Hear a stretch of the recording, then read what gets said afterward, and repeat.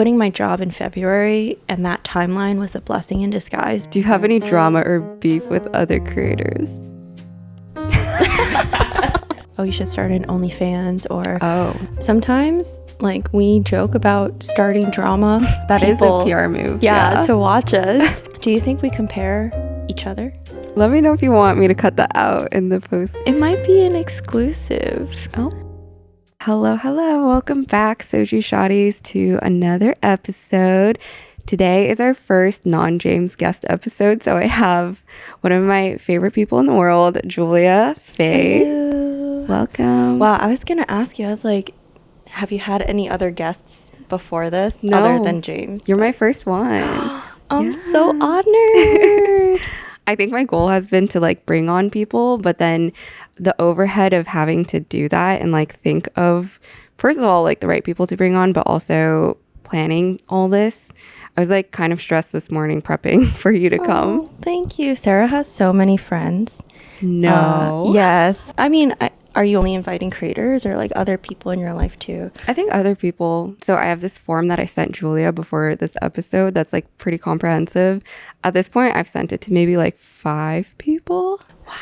Yeah, but you're my first ever. You're like my tester for the form. As I should be. No, I'm just kidding.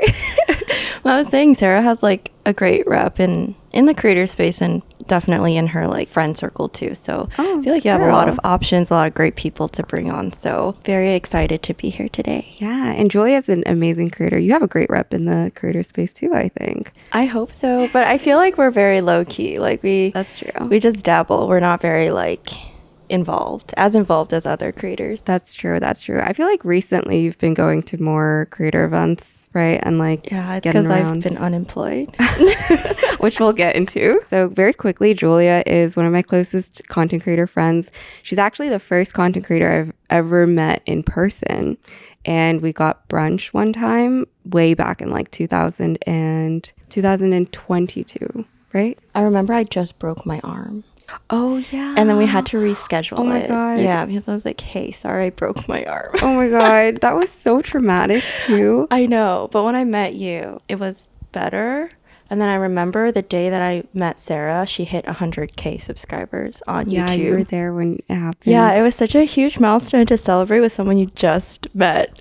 Like, that's true. But Julia also is, like me, a corporate girly, and she's currently unemployed, but has been a data scientist, a really great data scientist. Not that I've worked with you in any capacity, but I just know you're a good data scientist. Thank you. And she also makes vlogs on YouTube and videos. But anyways, thank you for coming on. So in the form that I sent out to Julia, I asked what type of drink she wants to drink, and she requested iced coffee. So I made iced coffee for us with oat milk, and I also made you a cup. So we rescheduled once, and the reason that I rescheduled was actually because the cup didn't come out of the kiln yet.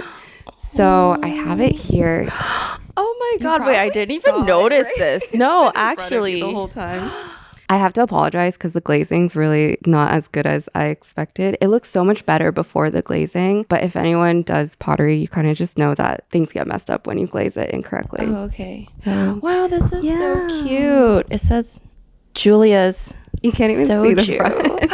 Oh, no. It's so cute. Wait, can I show them? Yeah. I told myself I would make a cup for every single guest, but then I realized it's a lot of time and waiting for the kiln to be ready. Yeah. I thought you rescheduled because you were so busy, because you're always so busy. I'm also busy, but it was mostly the kiln. That's so sweet of you. Thank you so much. Anyways, this is a trend that James has started, but I also want to do an outfit check before we start the full episode. Oh. So do you want to tell us what you're wearing today? Sure. So it's raining today. So I came in with like long boots from Ghani, and then these are some jorts.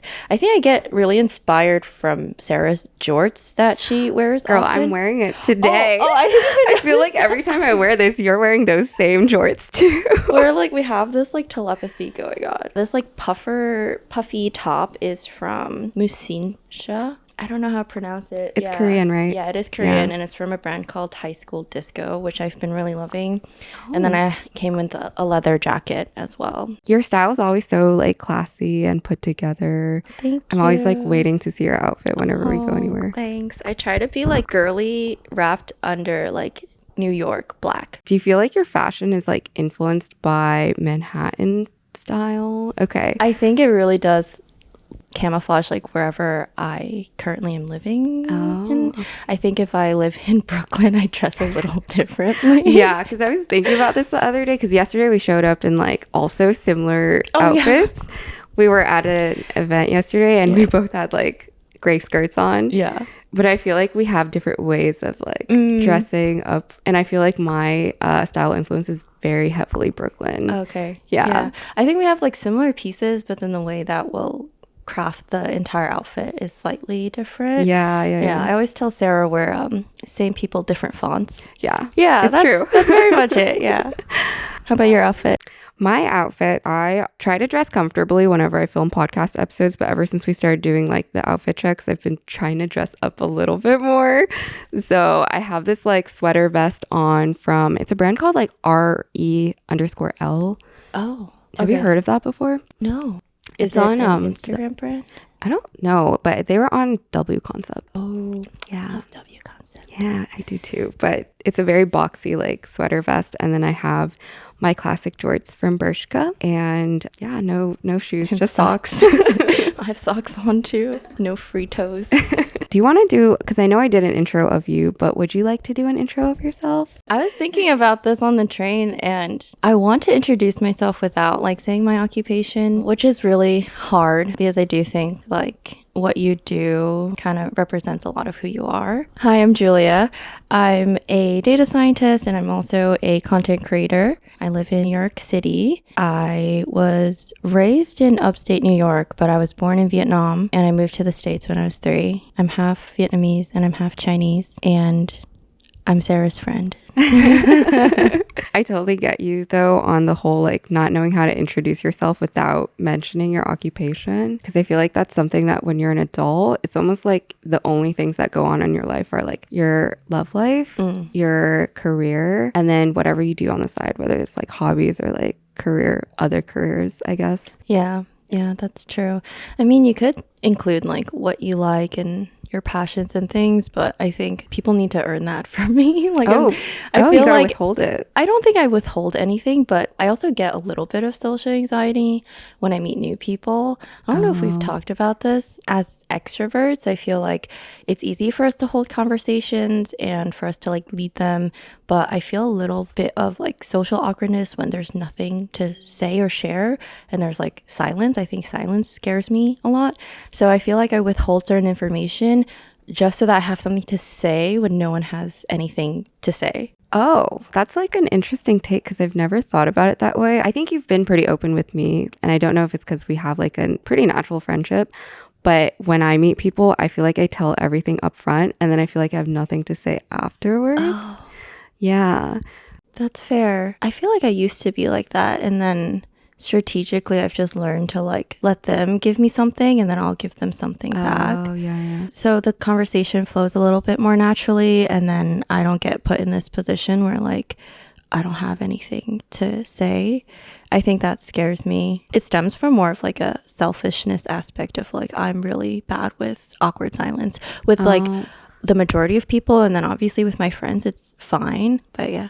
I don't think it's like selfish though to not be open to sharing everything at first. You said that you are an extrovert. Do you feel like you've always been an extrovert? I feel like I've always been an extrovert. Oh, okay. Yeah, even as a kid, my parents, we were talking about this in my latest trip back to China. My sister was an introvert turned extrovert, my older one, and she's super extroverted right now. But she was kind of like forced into like that because of the environment that she grew up in. And then for me, I was like, I feel like I was an introvert, and everyone was like, no, Julia, you've always been an extrovert. Yeah. I'd like be in Vietnam and people would like come to our house and be like, hey, Julia, here's some food. And I'll just like follow them around and like talk to them and like try to get this snack from them or something. As a kid or as an adult? As like a 2-year-old baby. Like I'll be walking around the village, like just talking to anyone, just trying to get like a cookie. before I met you in person, I thought you were an introvert. Everyone thinks that. Yeah. I think it is the personality that I crafted online. I don't know about you, but when I am speaking to a camera, it's just me and there's no vibes coming back at me from the camera. Like, I wish I could speak to my audience through the camera and they'll speak back to me, but there's nothing riffing off of my energy. Yeah. And so therefore I seem a bit more dull. I don't know if dull is the right word, but just more timid on camera, and I don't know how to represent myself well there. And I feel like when you're a new creator, you're still trying to find your voice. And unfortunately, like, people have just coined me as like this introverted creator based off of like my initial videos. And I'm still like trying to get more comfortable in front of the camera. It's definitely a work in progress, but 9 out of 10 people that I meet IRL, they're like, you're so extrovert in comparison to your videos. I think when I started off too, I was a little bit more on the flip side, like the reverse. Like, I tried to be really loud because that's like the type of content that I would watch back then. It was actually a lot of like Best Dressed and Brad Mondo and like other creators who are very outwardly like vocal and extroverted. And so I tried to imitate that a lot more. And so I feel like I've neutralized backwards. But then I feel like you come off as much more extroverted now. I've been watching your job searching series, which you guys should all go check out. But I think you've been really good at expressing yourself through that. It feels very vulnerable and open. And I don't know if it's like an active thing that you do or if it's just naturally you're like getting more comfortable. I think it's a little bit of both. I see like content creation as a hobby, which has turned into a little bit of a career at this point.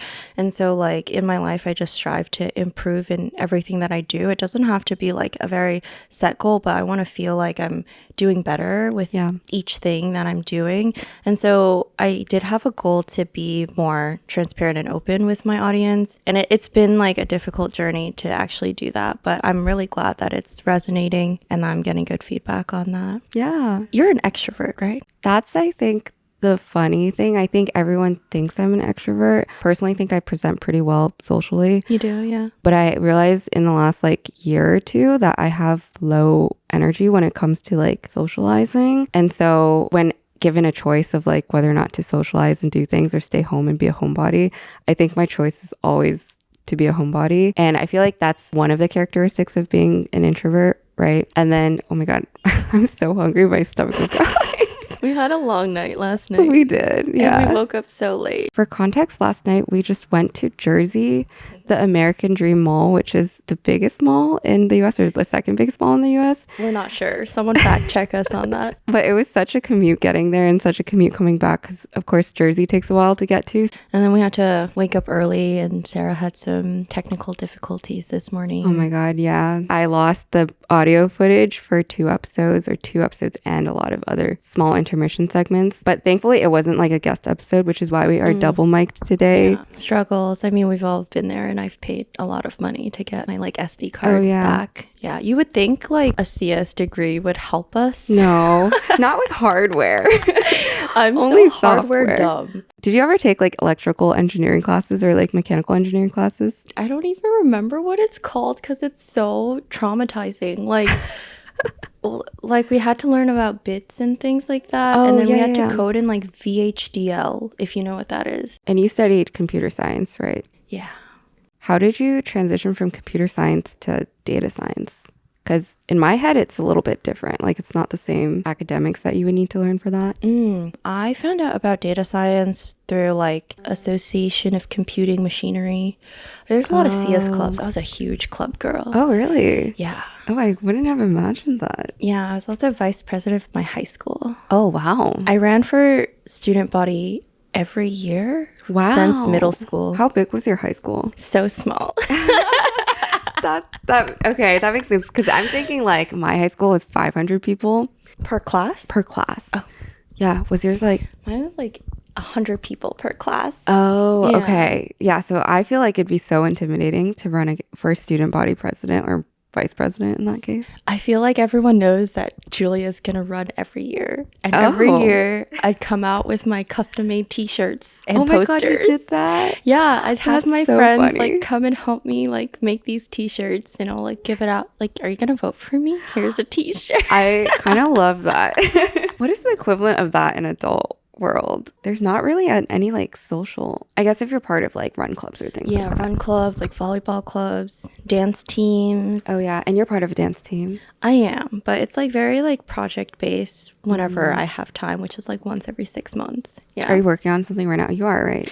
I just filmed one dance cover. I feel like sometimes I'm getting a little too old for this. Really? For dance covers? Yeah, my dad's like, when are you gonna stop doing that? And when I quit my job initially, he was a little startled. He's like, don't tell me you quit to be a street dancer. Oh my god. And I was like, no. Out of the options of like being a YouTuber, freelancing, doing your own thing, he was worried that you would be a street dancer. Yeah, because there was a phase where I just really loved like the arts and dancing, and I was part of the orchestra growing up. What instrument did you play? I primarily played the violin, and I also played the cello when they needed people. I played the bass sometimes, or the viola. You got so many. I feel like once you know one thing, you kind of can play all of them. And my aunt was my violin teacher growing up. So she was really strict. Yeah. I would play like 5 hours a day kind of thing. It's like very traditional Asian household with instruments. But there was a period of time in high school where I was like, I'm going to school for violin. Really? Yeah. But my parents were like, no. I think they want us to be good at these things, but then when we get a little too good, they're like, no, you can't do that because it's not practical. Oh, I see. Yeah. Yeah. Practicality, I feel like in a lot of Asian households is very, very important, especially when it comes to like choosing a career. Do you feel like that affected your decision to go into CS and then data science? No. No? I always thought that I was going to go into like more business. Sometimes I feel like my personality might be a little bit better for that too. And I think this will segue into like why I chose DS. But I actually got into computer science because I liked to play games with my friends on Steam. Oh, really? Yeah, I had my Steam era. Oh my god. And you've met my friend, Nikhil. Yeah. Nikhil's one of my close friends from home, and he actually works at Google with Sarah. Oh yeah. And they've met a couple times, but he got me into gaming because we were in all of these clubs together. And then he's like, Julie, you should hop on Steam and play these zombie games with us. Oh my god. What specific games? Do you remember the names? Like Left 4 Dead. Yeah, so I got into gaming, and then I took an intro to programming course at my high school because all the guys who I gamed with were in that class. They're like, come join this class with us. I really liked it, and then that's how I ended up going into CS. But my parents were like, why are you doing like... Oh, they were confused about CS? They were confused because they've never really like heard about it. And I think my parents are still extremely traditional. They're very Eastern, and they're like, you're a woman. Like, why are you doing computer stuff? And they didn't really understand until much later, until now. And they're like, you picked a great career. Yeah. And I was like, yeah. It wasn't accidental, but it wasn't like extremely intentional of like, oh, I know this is going to be a promising career kind of thing. It was like, oh, I kind of like this. And it was in STEM. So it was safe in a way, but I didn't go into college thinking that computer science would be as valuable as it is today. Did you? I think I picked my major. No coffee for you. I'm going to put him in the room. Well, back in 2015, which is, I guess, the year that we graduated, I didn't really know much about CS. Like, I took my first class ever on computer science in 2015. And that was like senior year of high school. Yeah. And it was because I had like an elective space, I think, in my schedule. And so I picked that, but I didn't think much of it. I never thought I would pick that as my major going into college. But the way it worked out was just that a lot of my friends were in computer science in college. And everyone's forced into, if you're in like the STEM department, they make you take a computer science class. And I think at the very end of that first semester, I just realized that computer science was much more interesting to me than like the other classes that I was taking. And on top of that, all my friends were taking it. And on top of that, there was like no thesis required for it. That was like the only major without a thesis. It's so funny. Yeah, so I would say like 50% fell into it, and then 50% made a conscious choice to go into that. But I knew I would go into STEM for some amount of like stability. Yeah. Okay. That's fair. That's the Asian mentality. It is. For sure. Or not Asian, I think, just immigrant children mentality. Yeah, I see that in a lot of my immigrant children, first gen friends. Wait, so you went into college undecided? I went into college as a mechanical engineer. So I wrote all my essays. Yeah. I wrote all my essays on mechanical engineering. I was like, this is the intersection of like art and engineering and technology. Wow. And I didn't take a single mechanical engineering class ever. That's crazy. Yeah. My little sister's a mechanical engineer. Oh, really? Does she enjoy it? Because I don't know many like mechanical engineers. She wants to switch into UI UX now. Oh, she's very creative. Actually, I think she's really good at STEM and really good at art. Maybe you guys had like a similar mindset. Yeah. And I do think she likes like the craftiness of things. She was a big science Olympiad gal, if you know what that is. Yeah, I do. Yeah, but she likes it, but I think it's a very traditional and slow industry. Yeah. So I think she's having a little bit of trouble right now, like understanding if this is really the place for her. Oh, I Because see. she does like the luxurious things in life, like living in New York City, and there's just not a lot of mechanical engineering opportunities here versus like tech. I see. Yeah. Tech is very flashy in terms of like perks, pay, lifestyle. That is partly why also I kind of had like an understanding that the tech life would be a little bit better than other industries like banking and finance and consulting. I literally did not know anything. I think like the opportunities in CS really came to me like throughout college, or maybe I just grew up in a space where like my parents didn't really know much about the tech sector. And so I didn't really know like the opportunities there post college. I just got really lucky because my parents pushed my older sister into accounting. Because that's what they know. They're like stability, good money, and like, yeah, you can do this for the rest of your life.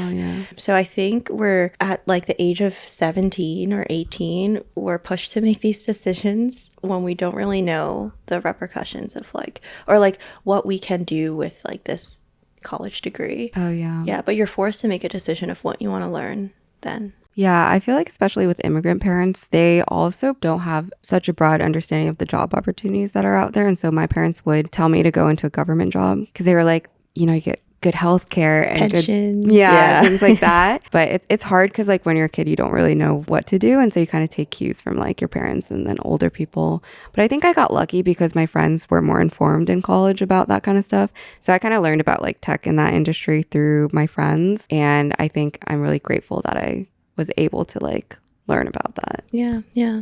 I mean, I'm very happy now. In terms of like going from CS to more of the DS route. Yeah, so I came from a small like CS program and most people were just CS. And then like around I think sophomore year, very early on into sophomore year, I started research with a professor and he did big data research. So it was very, I think there in the lab, it was more intuitive for me to be exposed to more data science-y. It was more of like data engineering at that lab, like scraping a lot of like large data sets and visualizing them. Less of the product business data science that I do today. But I think that opened doors for me. And then I got my first DS internship, which was at Boeing. In college, I don't know if in your CS class, mine was so tight-knit. Everyone was a little bit competitive. I think I felt safe like defining a little space for me. And I know like, DS is Julia's thing and like she's good at this and like that's great. But then if I were pulled into like traditional CS software internships with other people, that would pit me against like my friends in the program and it was very competitive. And I think it was like half of like, I think this really suits me and my personality and my strengths. And then the other part is like, I like, you know, pulling away from that competitive landscape. And I was able to be like friends with everyone. Oh, amazing. No friendships were broken after that. At least for me, I hope. I guess in theory, your friends, if you're in the same industry, you're basically going up against each other for the same jobs. Have you ever had a friendship breakup because of like works related stuff? I got some passive aggressive comment one time about it. From it made me, people you know or like... Yeah. Oh. Yeah. So our program's really small. It's really like underfunded in a lot of ways. And we get a lot of internship offers from the MTA or like Con Edison because we're New York City based. So like that sophomore year summer, like the most coveted internship was one at Bank of America for a software engineering position. And they only picked one person from sophomore year and one person who's a junior. And so I got selected. And then, thank you. And then one of my male friends in the friend group said something and it made me like kind of like uncomfortable. But I know it wasn't from a malicious place. I think everyone was just so like I want this too. So just to save me from like emotional trauma, I just like kind of found a different route for myself that also is like just better for me. And I know like I would exceed here. So it's not just for them. It's definitely mostly for me. But then it was nice that I could, you know, have that separation from my friends too. Yeah.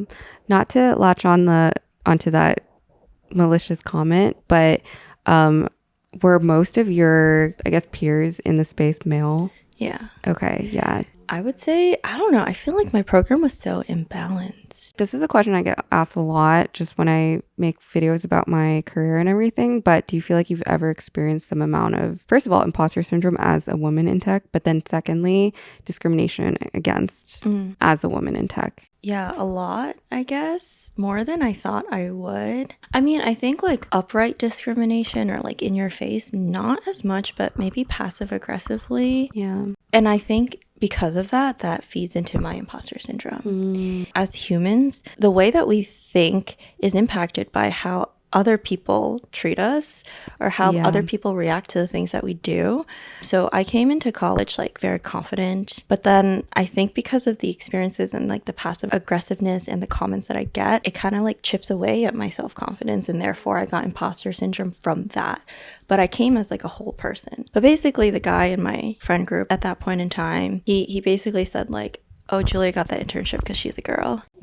I feel like online, especially because people in person, not a lot of people say directly to your face the things that they maybe are thinking, but online people are very vocal about saying, oh, you're a diversity hire, oh, you're in this career because you're a woman, and like, oh, you must not do anything all day because you're a woman, and things like that. I feel like it's so much easier to be a keyboard warrior online. And I guess like I've probably like filtered all of those comments out online, but this specific interaction with someone in person, like I don't know, this has got to be like 8 years ago at this point, or like 7 years ago, but it's still very much engraved like in my head. I don't have any like ill feelings towards this person. I think it was just like really tough times, slim pickings at our university. Like everyone's just trying to like do better for themselves. I don't blame him, but I do think that was probably the first instance where I felt, oh, like it's competitive. Yeah. What does me being a woman have to do with anything? I think it's tough when it's like people you know, people you're friends with, but also thinking back to like college, I definitely had similar type experiences, especially around internships, because when internship season rolls around, everyone's going for the same opportunities. And so there's inevitably some amount of like jealousy and hatred and just like bad mouthing people behind their backs. I think something kind of similar happened, but it was just with like a female friend of mine that she and I both applied to an internship, and I got an internship and then she didn't. And so she started saying things to other people like, oh, Sarah didn't deserve that. Sarah like applied later than me, and like things like that. Yeah. That's so insane. Yeah. I get upset when like the opposite gender says these things, but as someone who like is in a similar position as me, maybe it's like my self expectations that's being projected onto a fellow female. Like I just wish that there's more support, and I just expect like other women in the field to be much more supportive, because we're all going through the same thing. And I don't think it's like an us versus them, because like most, like 99%, if not 100% at this point in time, like all of my guy friends in tech, and I'm sure like a bunch of like guy viewers online, are allies and supporters. But yeah, it's so crazy that someone that you feel like should be with you and like lift you up and be with you, like that they're doing this. I think it's been better since leaving because maybe also college is very close. You're like so close in proximity to everyone that people feel more right to like say things. And then also you feel more attached to certain opportunities. But then now in adult world, I feel like, I don't know if you still feel like there's a competitive air around maybe work related stuff, sometimes content maybe, but I feel like it's just more neutralized and numbed down. I think so too, but I think it's like the environment that we're in, but then we've also grown as people. Yeah. Where like true. We feel probably a lot more confident about ourselves, about our skills, and maybe we put less weight on their judgment of us. Yeah. Going more into like work related stuff. You worked as a data scientist for 4.5 years, 4 years, 4.5 years, 4.5 years at Spotify before you decided to quit.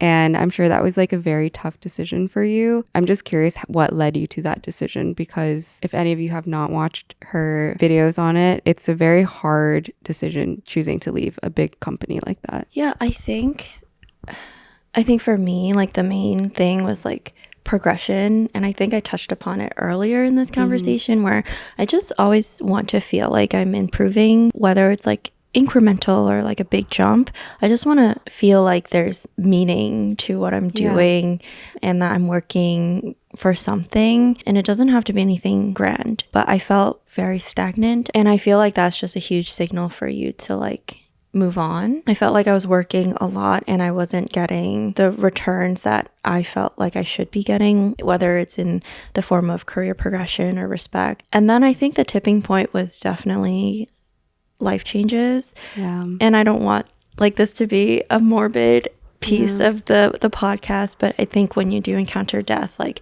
I think it brings a lot of new perspectives to your life and how you would want to live your life. I encountered like a very close family death, and I think that was the turning point for me to be like, I gotta just do something with my life and make a change.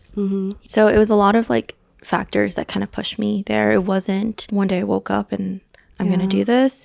Although there have been multiple days where I woke up and I was like, I want to rage quit. But then I get it. I didn't. Yeah. So it was probably like half a year in the making of me waking up and assessing like, how do I feel? Yeah. And then like there was definitely that pivotal point that pushed me to doing it. Yeah, I know you went through a lot during that period, so honestly, like lots of kudos to you for like pushing through. Thank you. But I think like with corporate jobs, maybe I'm overgeneralizing, but I think it crosses everyone's mind at some point to like, oh, maybe I should like move on to the next thing, maybe I should quit. But it takes a lot of guts to actually make that decision. And I feel like we've had discussions in the past about this for like a long time, like both of us wanting to quit and like both of us wanting to take leaps of faith. And you did quit at like a very interesting time too. So I wonder how that's played out and if you regret anything about the timing or like any sort of regrets with the journey that you've taken. For context though, Julia has a job now, so we're all good. But we are. What was like the couple of months like where you were job hunting? The timing was really, I don't know. I feel like I've seen comments online of like, this is like an odd timing, but timing is when you feel like it's right. Yeah. And I felt like it was just right for me to do it because no one on the internet knows like how long I've been processing this decision. Yeah, it's like kind of what I want to share online too. When I quit, there was a huge slew of layoffs. I think we also maybe talked about this privately around like survivor's guilt. Yeah, there's a bunch of layoffs at my company, at your company too. And then when you're left and you're like, oh, I should feel like I'm so lucky to be here, but I also feel so bad that I'm here. So I was going through that while processing like life things, processing like, okay, so how is my work going to be impacted? Like, what am I going to do at this company? There's like a lot of things that went on. And so the right time is when you think it's the right time for you. And I just thought like, I've had enough. Like, I'm just going to do this, obviously very strategically. And I have saved up a lot to do this. Like, this took 6 months. I was preparing for the worst. Do I have any regrets about like quitting? The most, how do I grammatically structure this sentence? It's kind of hard in the moment when you want to say something. Yeah. The most comments that I get around this decision is like, you should have gone another job before you quit. Like, girl. But it's hard. I know I should. Yeah, like you want to, yes. But then to do it is like a different story. I actually did do a stint of full-time recruiting back in 2022 when the market was like so good. We were at the peak of this tech bubble. People were leaving for like 1.5 to 2x their salaries at that point. And I was like, let me take a shot at this. And so I was recruiting then, and it was actually so much easier to recruit then than now. There were I feel like less stages, less intensity. If the environment was the same, maybe I could have balanced working a demanding job and recruiting. But these days, I do think recruiting is a full-time job. And so there was like that factor.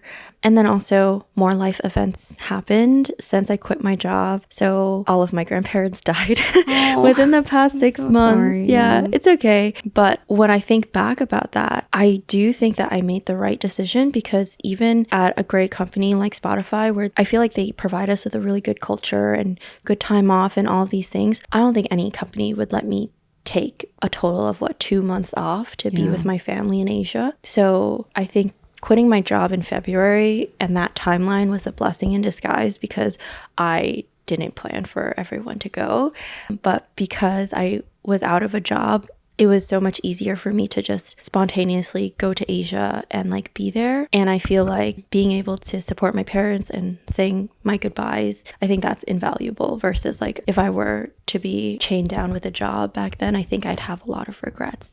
So I don't really have any regrets with quitting my job or when I quit my job. I think it all worked out. Something that I was talking to James about recently is when you're in a corporate job, it almost feels like nothing takes precedent over that. And like if any life events happen, like you can literally be in the ER with a broken ankle and you would still be thinking, oh, do I need to respond to an email or something? Yes. How do I tell my manager? Like, how much time can I take off? It's just so much backlog of stuff that you have to worry about, and you kind of just can't focus on your life completely. Makes sense that that time was very valuable, and especially with everything going on, which I'm so sorry about. Yeah. Thank you. Yeah. So since then, though, you have secured a job, and I don't know how much you're willing to share about it, but you also do content. And so something that I got asked a lot when I posted a photo of us with a little text box for questions was if you're willing to share what company you're working at, because I know we talk about this as like content creators, how much to keep your life private versus public. If you've thought about how much you're willing to share and what your kind of like career as a content creator is going to look like after you start your job.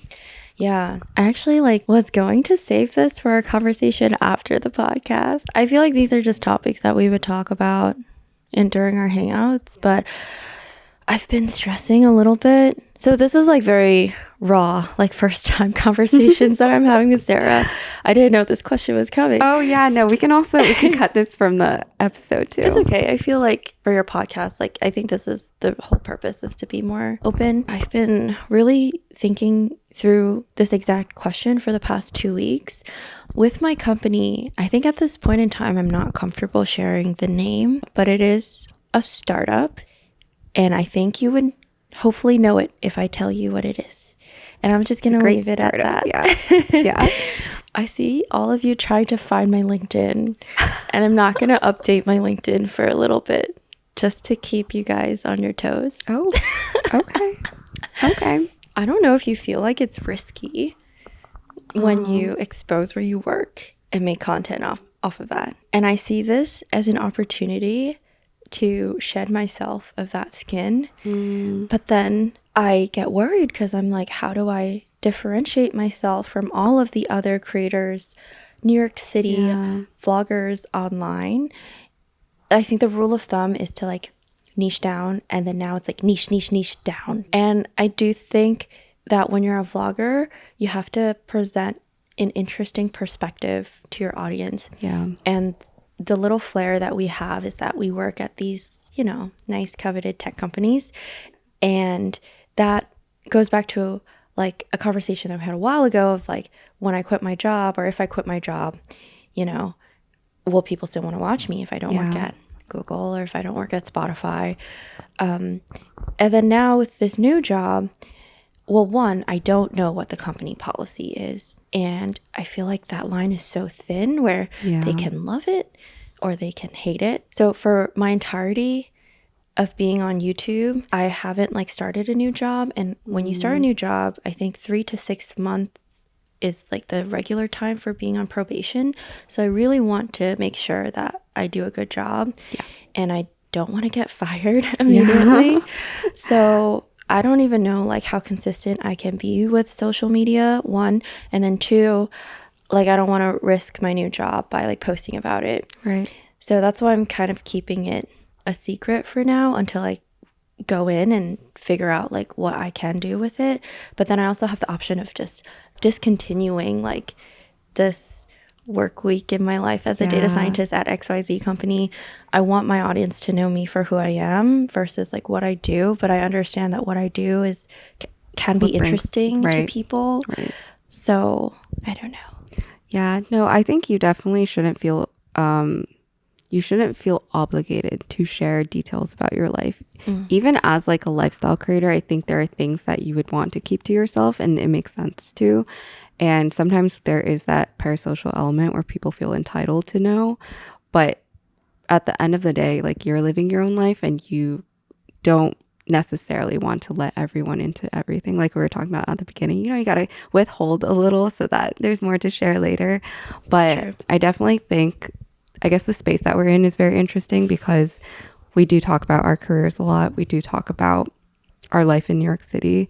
And there's a lot of creators that do that too. And so when it comes down to like thinking about our personal branding and like who we want to be on the internet, it feels impossible to separate our careers from that. Yeah.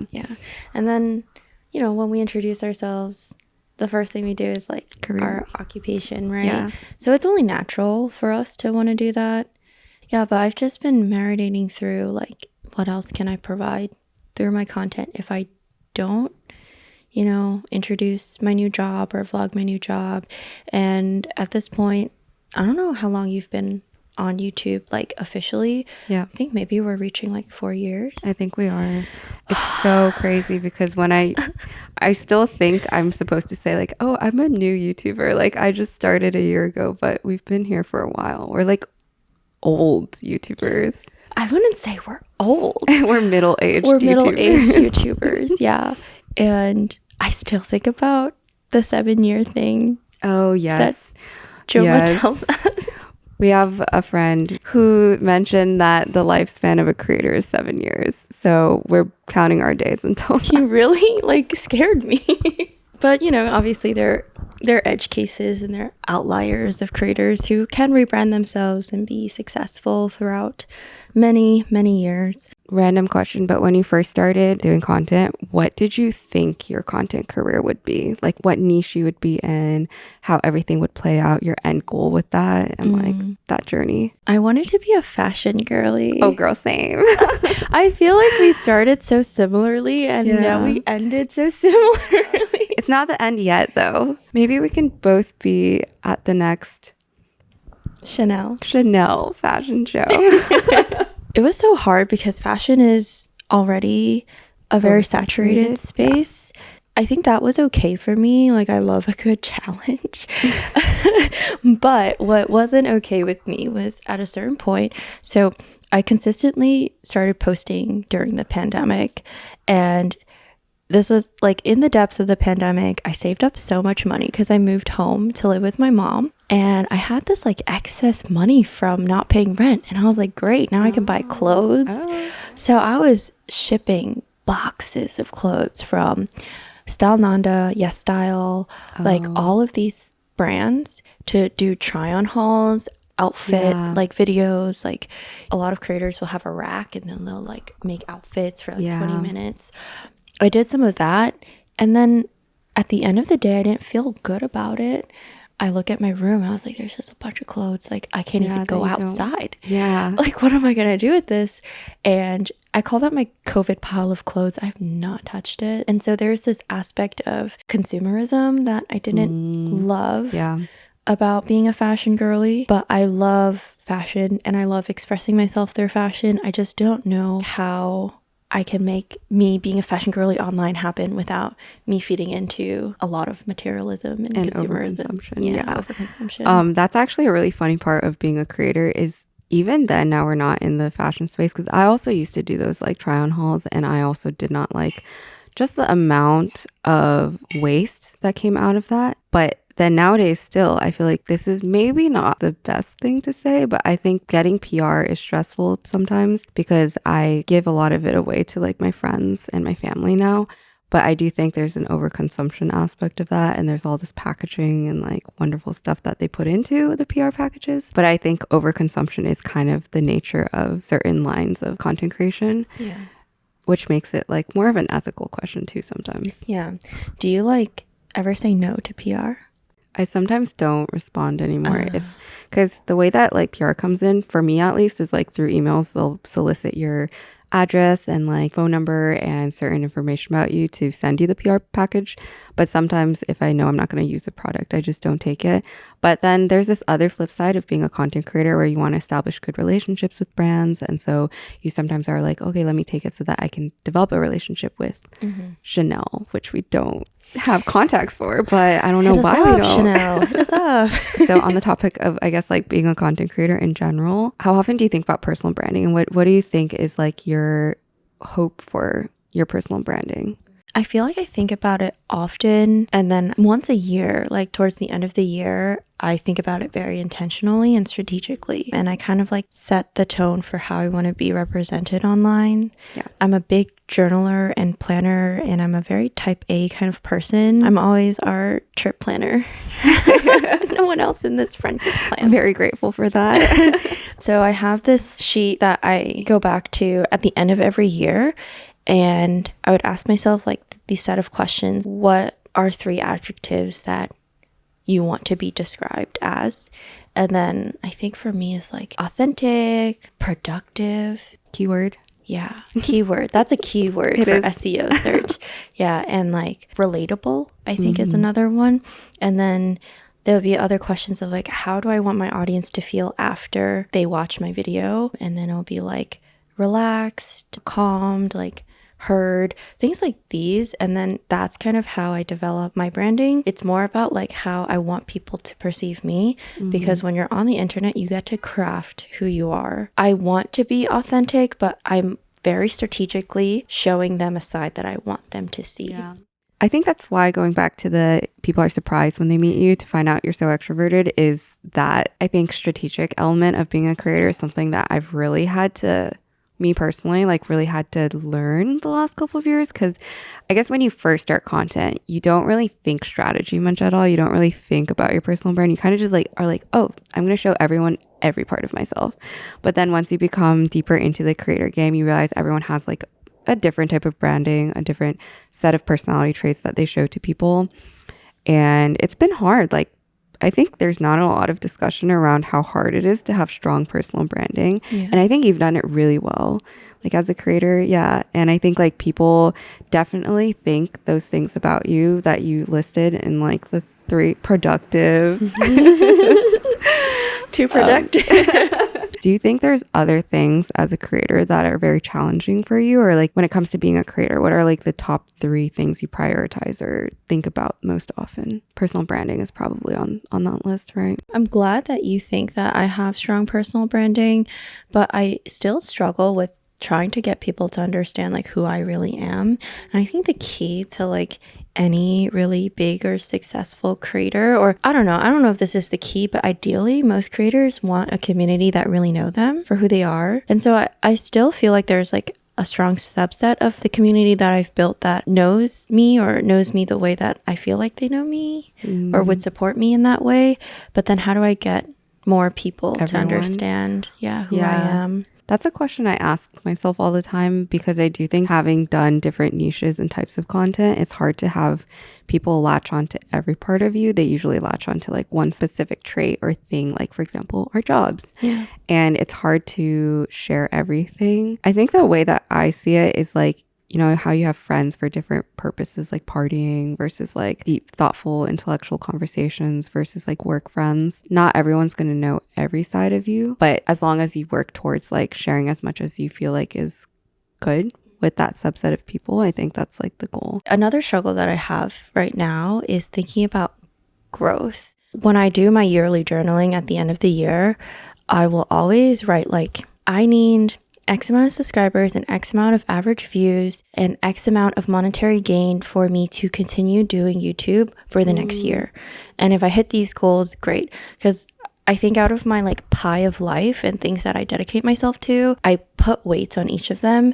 Yeah. And it doesn't have to necessarily like bring me money. Like dancing does not bring me any money, but it needs to bring me a certain thing that makes me feel good about doing it. Like the returns need to be balanced with the effort that I put in. So for the first couple of years on YouTube, it took me so long to like film, craft, and edit my videos and post it. Takes a long time, yeah. So I think back then I had really hefty goals for myself because I'm like, I'm not sleeping to do this thing. So I need to see like 2x growth per year over year, which is like kind of crazy. That's doable for you. It was doable for a period of time. Yeah, I remember the first year I was like, I just want 5K subscribers and 1,000 views per video. And then it became like 20K subscribers at 5K views.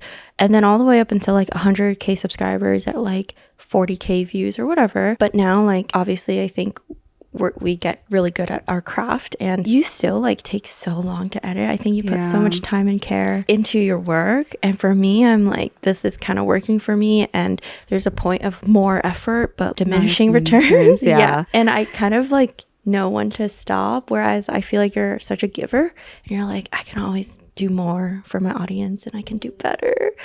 I think that is like one of the, I guess, because I see content as a hobby, because recently I've been talking to friends and they won't do a video unless it's sponsored. And that I think like surprises me, because for me, I've always been wanting to output, even if there's no like monetary gain, no virality gain, no new audience gain. Yeah.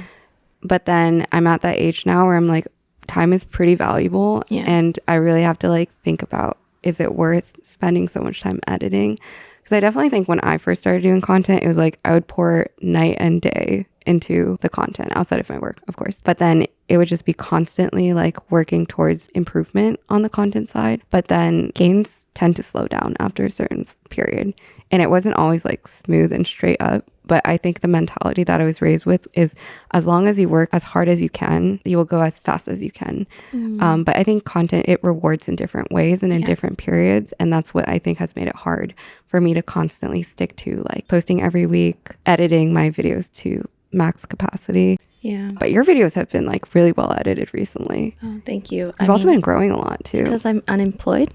Yeah. Well, it's because I have a lot of time now to like do those things. But yeah, we are in a place where content can be a luxury of like as a hobby. Like we treat it that way, and therefore like we don't have to take that extra sponsor if we really don't want to.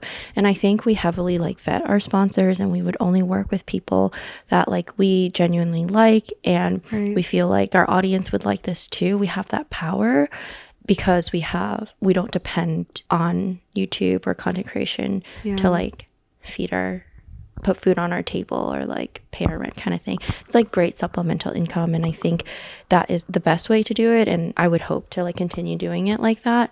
And now it feels like as a creator I have more power, whereas if I were full-time, like I feel like I had to take on a lot of things just to keep myself afloat kind of thing. You have been, for the last couple of months while you've been job searching, kind of been dipping your toes though and feeling like more like a full-time creator, right? Yeah. So how has that experience been? Has it validated what you felt with the whole wanting to work while doing content versus seeing, oh, maybe this is possibly a career path? I never really thought too much about being a full-time creator ever. I think a lot of feedback that I get from quitting my job is also like, oh, like she can do this full time. Like, why does she need to find another job? And I think for me, it's not like I totally could. I would have to put in a lot of work to make content creation my full-time job. But I love having this as a hobby for like, monetary reasons, like we just mentioned. But also I love like my tech job. You can't find me doing something that I don't just genuinely love. So as long as I still have a passion for DS and being in tech and being in corporate, I feel like I'll still do that. But if one day like I'm just sick and tired of it, then sure, like I'll do something else. But it genuinely is just because I really like being a corporate girly, which is so crazy. Yeah, I get it. It's a lifestyle choice too, right? Yeah. People are just so surprised. Like, they're like, oh, my ideal job is being a content creator. I was like, well, my ideal job is like working in corporate. I don't know. I've worked so hard all of my life for this, and I still enjoy it. I love going to the office. I love like having coworkers. I love like talking to people every day. I'm so lonely. Yeah, that's like, I'm so true. content creation is so lonely. You do it by yourself most of the time. Yeah. Like the days pass by either so slow or so fast. I guess that's like in corporate too. But like I'm just sitting at my desk and I don't get to talk to anyone. Sometimes I don't leave my house. I still lack vitamin D. Like the grass is always greener on the other side. I had a blood work done and vitamin D's always been lacking. And then one of my doctors was like, I've never seen anyone who doesn't lack vitamin D nowadays. Oh yeah. Yeah. It's like COVID and work from home and living in the biggest concrete jungle in the world. Yeah. I think right now what I'm struggling with is further growth. Oh, as a creator, right? Yeah. Growth is really hard. Like, I think it looks easy to some people because some people just catapult their careers and they hit a viral video and then a streak of like really great content that brings them further and further along. But for most creators, it's not very upwards. Yeah. You stagnate at a certain number. Yeah. I almost sometimes am like, is the algorithm just like capping me at where I am? Yeah. Sometimes you're like, what else? What more can I do? To get people to watch my stuff. I feel like I've played most of my cards, and I do think with the unemployment series, like it's very relatable and I got good traction and good engagement, but I'm currently out of ideas and that's why I'm struggling. You have one more card that everyone's been waiting for. Your boyfriend. Oh my God. I was like exposing my new company. I'm like here with my husband and my cat. No, we're not married yet. No, we talked about that in a podcast episode where we were like, we were gonna get married last year, but we didn't. Dude, when she told me that, my mouth literally dropped. You were shook. I was like, are you sure? Not because I don't love James and I don't love them together. I do. But one day we were just like, it just came out of nowhere. But it didn't happen. We didn't get married for various reasons, which we mentioned in like the episode about relationships. Yeah. But yeah, I don't know. I just feel like I've played all my cards. Going back to what we said at the beginning, I just share everything up front and then I feel like I don't have anything saved up for later. I see. But I do think that's the beauty of like vlogging is like it follows our life and it's as much as we want to share. That's a good point. I'm not withholding my boyfriend for content, by the way. I feel like some viewers are a little aggravated sometimes because I kind of show him and he does speak, but like you don't get to see who he is. But I guess as a creator, we're always learning and we're also growing. And I think for me, like I wasn't really sure how I wanted to present him or like if I wanted to present him. And now I understand that people are curious and I did drive this curiosity too. So I'm like, what do I do with this? Yeah. But I don't know. Yeah. And he's not a public figure himself and he didn't choose to be online. Although he is like very happy and willing to be on my videos. I just like kind of want to protect him. Does he want to be shown? Like, does he ask you to be featured? He doesn't ask, but he's very like natural on the camera. Okay, yeah. Where sometimes I'd be like filming and like he'll like have great things to say, but then I edit him out. I'm just very overprotective of my loved ones. Yeah, initially like I didn't want to show him because when I started growing on YouTube, we just started dating. Yeah, that's kind of risky. I'm kind of crazy, but when I first like on our second date, I'm like, you're gonna marry me, right? You asked him that? Yeah, I was like, do you see marriage with me? What did he say? He was like, oh no, I don't know. Yeah, so I'm very much like a type A kind of gal and I know what I want and I do date very seriously. So it wasn't ever like I wasn't serious about him, but you never know. And when I had my first or my second viral video, which is like the apartment hunting one, I just gained a bunch of new viewers and I was like, I am not comfortable sharing you because we were just dating for maybe like half a year, not even a couple months at that point. And then as time went on, like obviously we're very stable right now, but then I now have different reasons as to why I don't want to show him because I don't want him to get bullied on the internet. Aww. Not saying that he's bullyable. Like, I don't know. No, you're just being protective and that makes sense. Yeah. Like, I think people on the internet can be so mean sometimes and I put myself up for it, but he doesn't. I think you do a really good job with James. And I think with the podcast, people get to know him better. Yeah. And now he is like a creator in his own right. And I think people slowly start to get to know him and who he is. And he's a lovely person. But I just don't think my boyfriend will ever want to be a content creator, nor like participate more than like just appearing on my videos sometimes. And so it's hard for me to like have people really know who he is. I see. It is actually a very active decision because, again, going back to it's hard to express yourself fully through your own content. It's even harder to express your friends, family, partners fully through just your own videos. And so if they're not a content creator and don't have their own platform, they don't really have a voice necessarily. Yeah. I think something that James was saying when we first started vlogging, and I had him a lot in the videos, he was like, I don't want to just come off as like the vlog girly's girlfriend, you know? Boyfriend.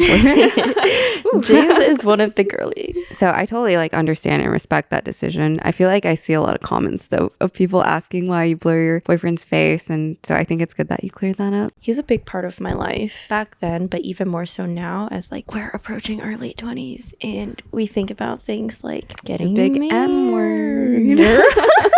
So it's so difficult for me to not include him sometimes because he's always with me. We're always doing things together, but I just haven't really made up the decision of like if I want to fully expose him. And I do like expose my sisters, but my older sister is a streamer, so she's very comfortable, and my younger sister, like, she's just there. I don't know. I think family is so different. People also love your like sister dynamic too. I'm very glad. Siblings. Yeah. But then with SOs, I don't know why. Like, if he doesn't do something, people are like, look at his inactions. But then if he does do something, people are like, look at his actions. I'm like, I think about that when I do like apartment cleaning stuff, because I'm like, I wonder if anyone is curious why James never is helping me clean. But then I'm like, if it's a productive cleaning vlog, it's gonna be me cleaning. Yeah. Actually, James and I started doing this thing called like house mommying. So we switch alternating like weeks where we house mommy and we just take care of the house. But clearly it's not working out because the apartment is so messy. It's James's week. Okay, I have nothing to say. Anyways, do you feel like there's an element of you want to share more about your personal life though? Because you have been showing your sisters a lot more. Yeah, I've been showing my sisters. I show my parents. I showed my grandparents sometimes. Not anymore. I don't know. Throwing the question back at you. When you have kids, do you want to show your kids? Oh, that's such a great question. Do you want kids? Oh, yeah. 10 of them. But I'm not sure if they do that. I want kids, but I don't want to exploit my kid for content, because I think there's like a line where you kind of cross that, and then if you cross the line of like sharing your kids on the internet, it affects them a lot. And I don't want my kid ever to be like traumatized by being a content creator kid and like forced into a profession that I'm picking for myself but not for my children. And I think James and I are both aligned on that we don't want to have our kids too much in our content. There's also like a risk element of it, right? When you show young children on the internet, and then there are people out there that tend to be creepy in one way or another. And so I think about that too, because I'm like, right now I'm operating as like a single entity and I can just go out into the world, live my life and vlog it and share it with the internet. But then once kids come into the picture, what do I actually want out of vlogging? Because vlogging is so personal and you gotta like share a lot of things. And when you're a parent, probably all of your time goes into being a parent. So how much do you share? But what do you think? I also am on the side of not showing my kids in my future content, but then it's hard. It's like the same thing as like showing my boyfriend, because like they're my family and they're a big part of my life, and whatever I do in the future is going to surround my kids. I'm also a little bit pessimistic where it's just like, will I still be doing this when I have children? I don't know. It's not in a way of like I'm gonna fall off, although I do joke about that, but it's more of like probably an active decision of like, okay, this interest has like kind of died down and I'm ready to move on to my next phase in life. And I think that's only natural. I feel like I'm someone who chases like passion, fulfillment, and the end goal is happiness, right? So as long as I'm doing something that is happy and fulfilling to me, like that's fine. And when I get to the point of being a parent, I wonder like if this is not gonna bring me as much joy as like spending time with my kids.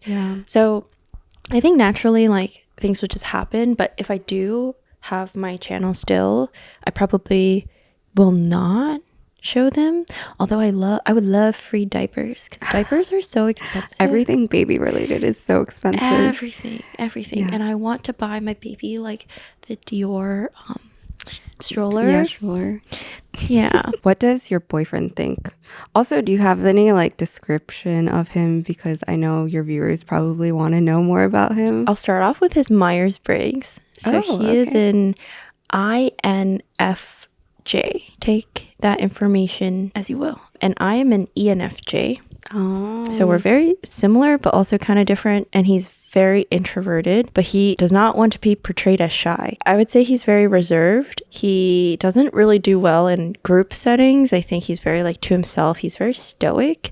But then if you get to pull him like one-on-one, he is very charismatic on a one-to-one level. How would you describe him? I actually don't think he's that shy coming off. I just think he's more chill, like very relaxed, like so relaxed. He's so chill. Total opposite of me. Like something can happen and he can be like, if someone spills something, he'll probably be like, yeah, let's just clean it up. And then you'll be like, oh my God, like... I think like he definitely compliments me in a lot of ways where I'm always like the anxious, hyper girlfriend and he's like the really chill dude. But sometimes we butt heads because he's so chill, like too chill. But I think like we ground each other. Like I'll push him, but then he'll also like ground me when I'm getting a little too crazy. How does he feel about you doing content, but also in the future having a family and you doing content while having a family? So when I first met him, I was still a really small creator. I remember hitting 10K and like we just started dating, but not even officially. Like it was like each other. 3 to 4 dates in. Yeah. And I was like, I don't know if he knows that I have this. Yeah, like when do you tell someone when you're dating them that you're a creator, right? Yeah. And my previous boyfriend had some thoughts around me being a creator. He wasn't like unsupportive, but I think he was a bit more judgmental than I felt comfortable with. And he's like, why are you doing this? Yeah. And so I think with that experience, I was already kind of like nervous, but he has been nothing but supportive. I don't ask him to help out as much as like James helps you because I think James has a good eye for things. Yeah, he does. He's very like creative. That's why he's really creative and he has like a good perspective on like how to film. And my boyfriend, like, he's so sweet and he tries, but I just don't like how it turns out sometimes. But he has his own like vision, so he's really into like movies and film. Like he knows a lot about all of those things, directors, and so he has a different eye. Like he's very creative in his own ways, but it's just not for like internet content. Truth or drink. Dun dun dun dun. This segment is Truth or Drink, and we solicited some questions from Instagram for Julia to answer. And so I think it's pretty self-explanatory. I'm going to ask you a question, and if you don't want to answer it, then you have to drink a shot, or in this case, a baby shot. And yeah, do you have any questions before we start? So if I answer it, you drink. Oh. When do you drink? I guess I just don't. That's not fair. Okay, I'll drink. I will drink if you answer it. Okay. But if you answer all of it, can I pause? Okay, cool. I had Julia pick her shot glass. So these are the shot glasses for today. So the first ones are very easy. So I feel like probably be drinking for this. What is your favorite K-pop group? Oh, for boy bands, I like GOT7. And for girl groups, I like Red Velvet. Oh. Yeah, if you know. I do know them. Oh, you do? Yeah. I'm not like so plugged into K-pop, but I follow some groups. I like the popular ones, but not the most popular ones because I feel like they still need my support. But if they're too popular, they don't need me. What are your top tech icks? Tech icks? Mm-hmm. Like in the tech industry?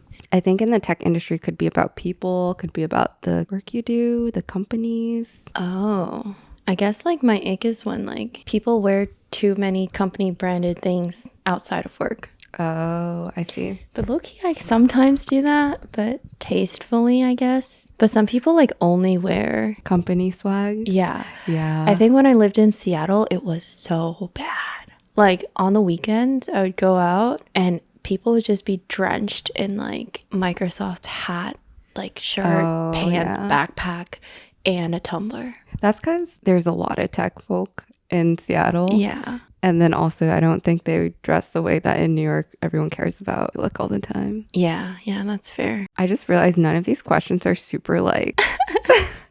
So we're going to midway change this to hot seat. Hot seat. You're in the hot seat. So I will ask you questions and you have to answer really quickly. I think that's what hot seat is. Oh. Wait, why can't I ask you questions? Oh, I guess you can ask me. Do you have questions for me? I can have questions for you. Oh, okay. What was your most favorite hair color that you've dyed? And which one was like your least favorite? That's a good question. I got this hair in Korea. I had like a dark red and I had 2 money pieces or just a money piece. So it was like a blonde streak with the orange I didn't know hair. that's what it's called. Yeah, it's called a money piece. Does this mean you have to drink? Yeah. I haven't nailed down the structure of this game yet. My least favorite, I had this hair color. It was like teal, but it was like teal mixed with other different colors because it was a faded magenta. I had it because I just didn't have time to like dye my hair another color. And so it was just splotchy with like blue, red, pink, and my natural hair color coming out at the roots. I did not vibe with that. Oh, okay. This one is one that someone asked on Instagram. Do we compare boyfriends? I don't think we do. I don't think we do either. They're just so different. Well, they're both really, I would say, timid at first. I think that's their only similarity. They don't talk that much. James has like talked about that on the podcast actually, where he just tends to be a listener type person. So that's why people think he like doesn't say a lot. But then he actually has a lot to say, a lot of insightful things. Yeah. I don't think we compare. And also, my boyfriend is in the medical field, and I think their occupations are just so different. Yeah. And then also, when we all hang out, I think they hang out to support us too. Yeah. I have a question for you. Yeah. Do you think we compare each other? That's a good question. I think by the nature of the content we do, we probably see similarities, but I don't know if we actively like compare, if that makes sense. Because we also are just like supportive of each other's content. Yeah. So it's not from the lens of like we're watching each other's content just to see what is similar.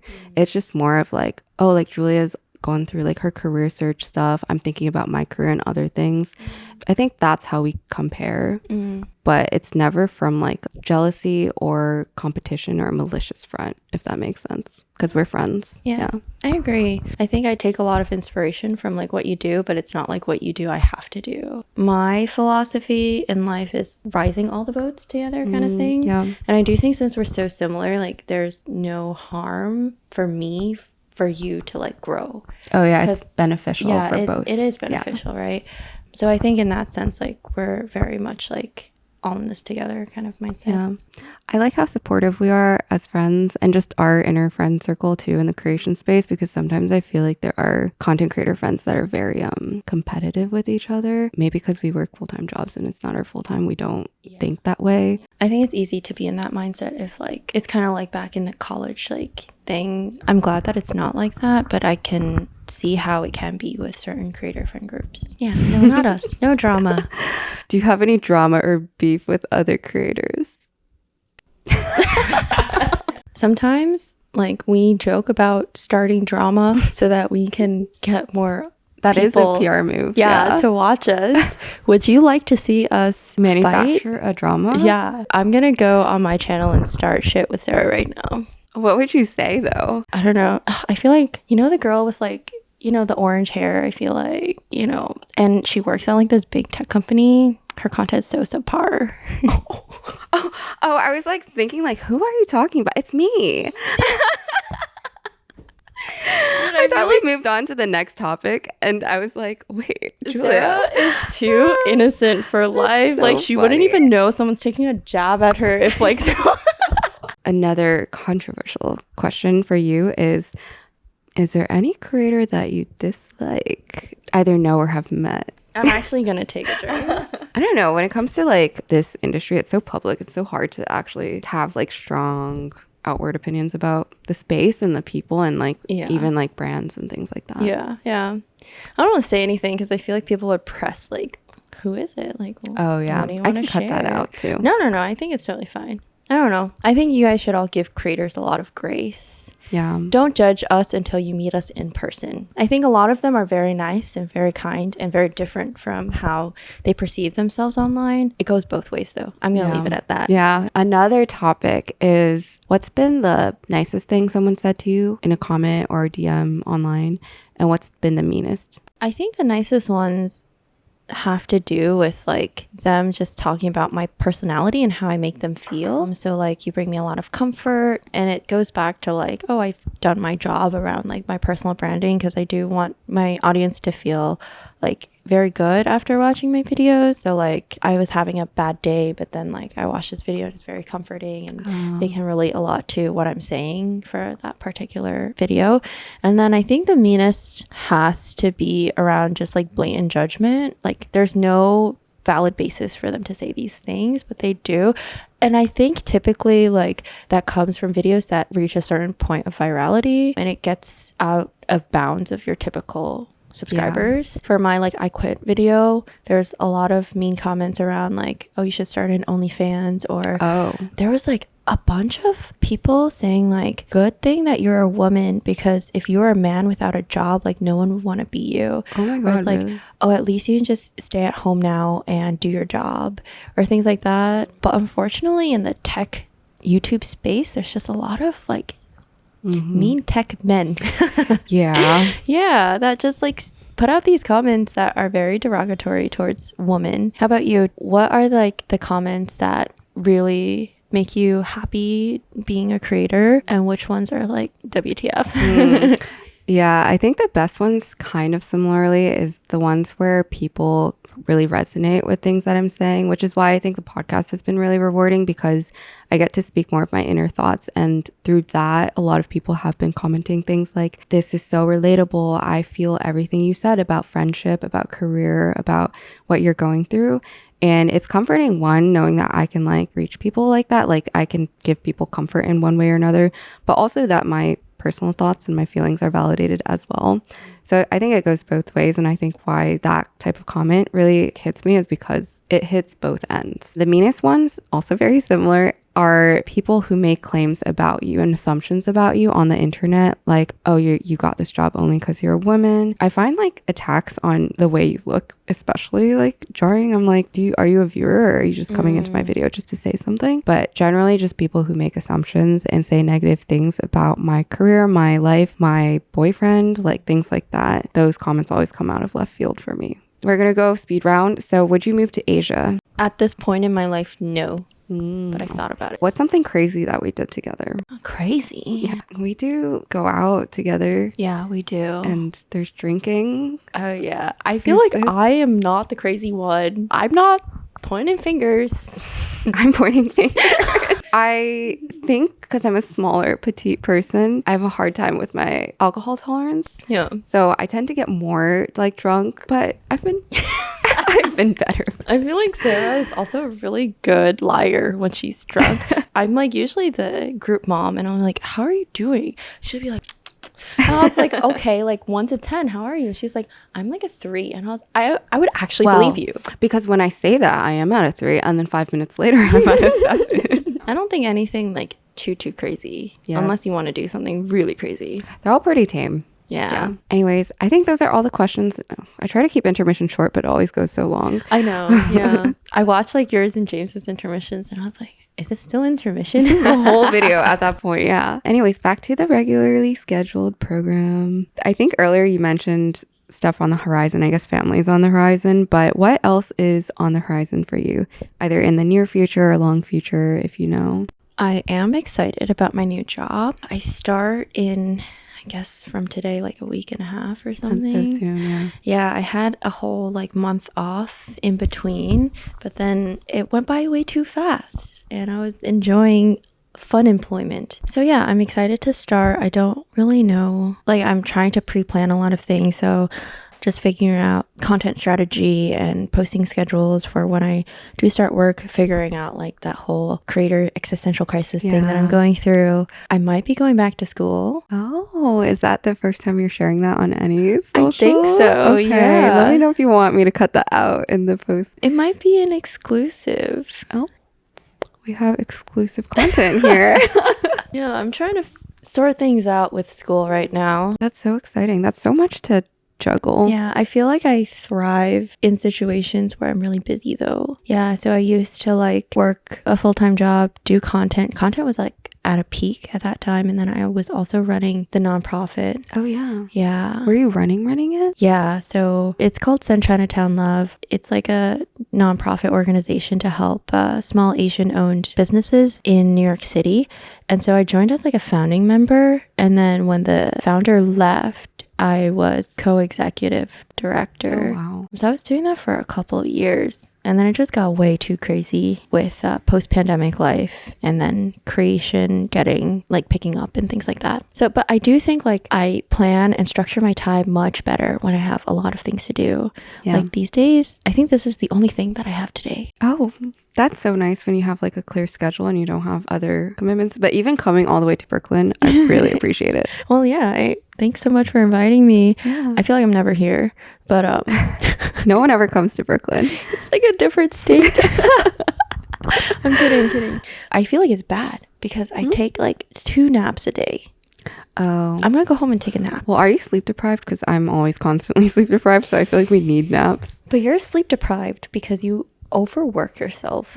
Yeah. But you're not overworking yourself? Well, I guess you're just relaxing. But you should take this time because before you start work, you have time and you're not going to have that once you start everything you're doing. Yeah, that's fair. I just started an email newsletter. It's just a way for me to like keep people updated on data science resources. So I love that. I'm trying to figure out like how I want to balance tech content because like I want to be coined as a lifestyle creator, and this might be a whole topic on itself of like feeding into what the public wants from you versus like holding your ground morally, value wise, like what you want to do and who you want to be on the internet, and not kind of like getting persuaded to be someone different. And I think because we blew up with certain tech content, we're being coined as tech creators. And with tech creators, you get a lot of imbalanced audience. It's very true. In terms of like gender, maybe even location. And then going back to our initial aspirations of being fashion beauty girlies, like you can't sell fashion and beauty to tech bros.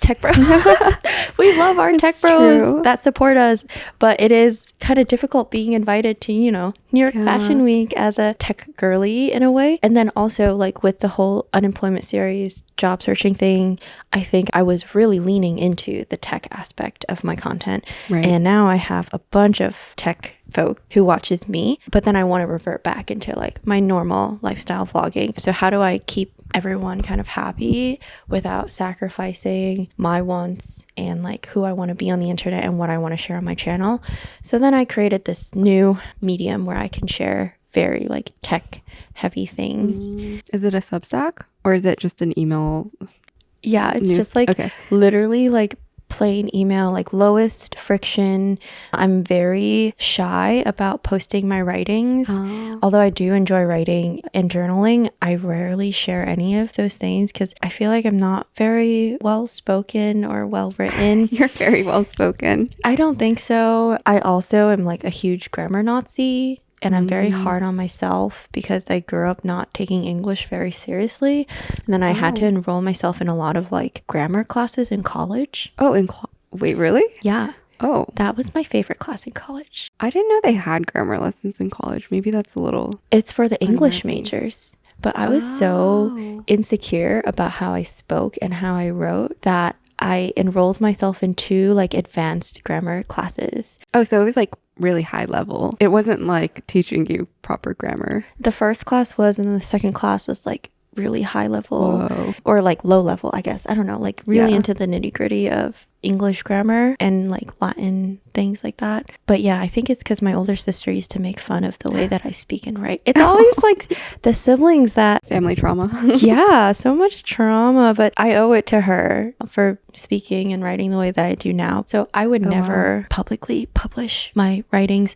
I know James has a Substack. He does. Yeah. It's a really good Substack. I feel like he's a great speaker and writer as well. Yes. But no, mine is like just plain emails. You're just going to send links to resources or? Links to resources. I put out a survey and a lot of people ask for mentorship, which is so hard because I wish I can give everyone one-on-one time, but that's just not possible. I know you tried doing that.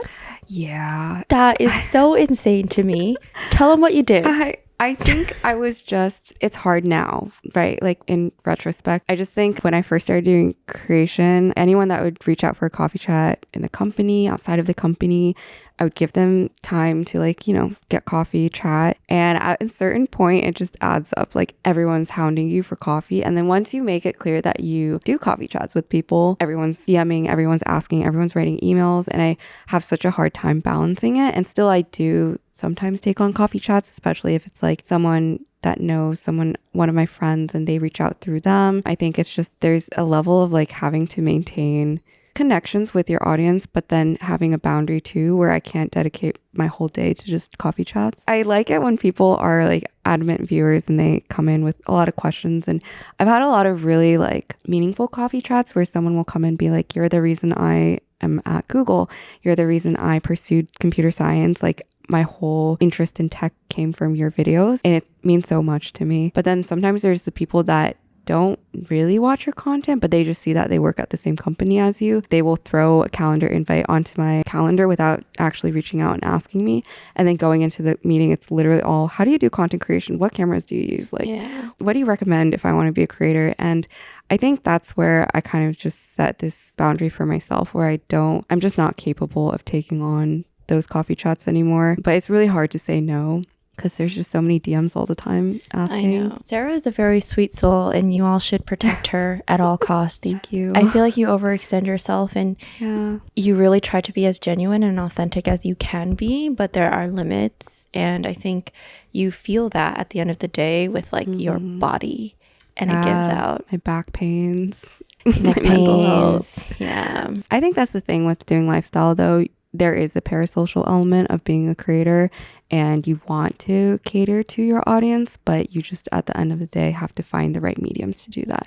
So I think a newsletter would be like so helpful for your audience, especially the ones that care about tech. Yeah, so I got like a very specific kind of people or audience that did subscribe to the newsletter. I'm very much like you, where I don't want to start something if I'm going to be inconsistent about it though. Yeah. So I really have to set expectations that like I'm only going to sparsely send updates whenever I feel like I have good things to share. So right now it's just me typing up a lot about like how to break into tech, but it's very like casual, and I love that it's not public on the internet and it's only for people who have found this thing and that are intentionally very interested. And then I have some thoughts around like making supplemental materials to help them, but that just takes a lot of effort and time, and I don't know when I'm gonna find time to do that.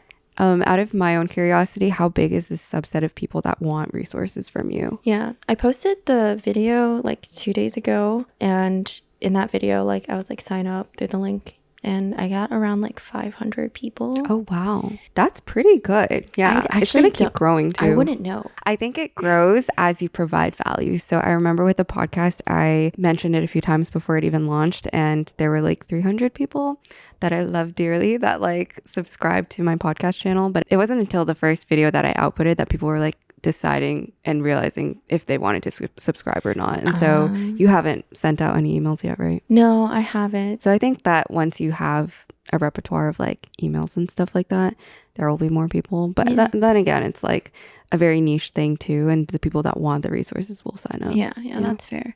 So I just hope like with this I can kind of appease like a subset of my creators who really, really want tech content, because I am a little bit hesitant on posting like tutorial videos or like more in-depth tech things. Yeah, but other than that, just trying to figure out like how I'm going to balance everything in life. I mean, I'm trying to push out some more short form content, but that has always been a perpetual goal at this point. Oh my God, can relate. It's so hard. It's so hard. I have like 2,000 followers on TikTok. I'm like, how do I TikTok? Like, I don't know how to TikTok. TikTok's it's so different from like other short form though. It's a weird algorithm. Yeah, but that's like how brands find you these days. That's true. I don't think we attract a lot of brands on YouTube. There's no way to tag them. Yeah, it's true. Can you bring it back to the YouTube team? I'll relay the feedback. Yeah, like brands don't have YouTube accounts. if they do, I try to tag them, but are they gonna skim through 16 minutes just to find the 10 seconds that I use their product? I don't think so. I don't know. As a long form creator, sometimes I'm like, am I in the right space? I think so for money, but maybe not for free things. But you get a lot of PR. I don't think we get the proportional amount of PR that we should based off of like our holistic following. But yeah, I think we drive so much more value than brands think we do because they only focus on short form creators. Yeah, that's true. Anyways, we have been filming for a very, very long time. This was a wonderful conversation. I feel like our usual conversations just in private life and personal life are like this too. So I'm really glad that you made it out to Brooklyn and came on. And you'll probably come on for another episode. I'm pretty sure, if you're willing to. Yeah, I'm always willing to. Thank you so much for inviting me. I'm so honored to be your first guest. Yeah. Wow. Yeah, we're just ignoring James. He's not a real guest. James is your husband. Husband, she said. Yeah. Well, thank you so much again. And hopefully things go smoothly in the next couple of months for the both of us. I know there's so many updates on your end and so many cool things happening. So yeah. And thank you guys for watching. We will see you next time. Thank you. Bye. Bye-bye. Bloopers. It's bloopers. Welcome to Julia's podcast. I just said welcome to my podcast. No. I have my guest Sarah on Julia's. I don't even know what to name it. Julia. Wait, that's for James. I can't steal that from him. Yeah, there's a lot to unpack here because I keep saying because. No. Okay. So many becauses. Yeah. So many reasons. I think there's a lot to unpack here because why are you doing this? Continue this First 10 minutes movie. are so hard to get through. Yeah. Yeah, it's like so sad. I love how we're like whispering now.